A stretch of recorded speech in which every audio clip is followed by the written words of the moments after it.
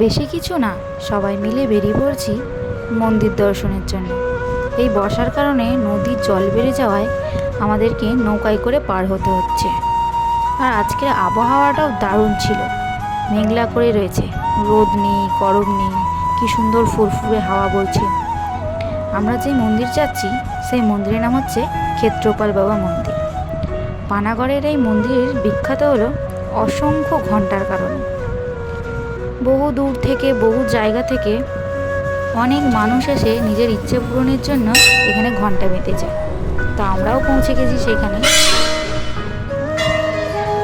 এই মন্দিরে পুজো দেওয়ার পর আমরা আরেকটা মন্দিরের উদ্দেশ্যে বেরিয়ে যাব, তাই এই মন্দিরের সাথে কিছু সুন্দর মুহূর্ত ক্যামেরা বন্দি করে রাখছি।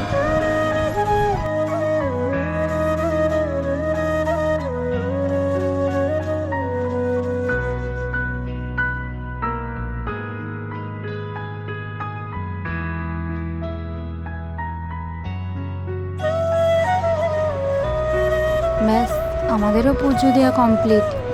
এরপর আমরা কয়েকটা ছবি তুলে বেরিয়ে পড়বো আরেকটা মন্দিরের উদ্দেশ্যে।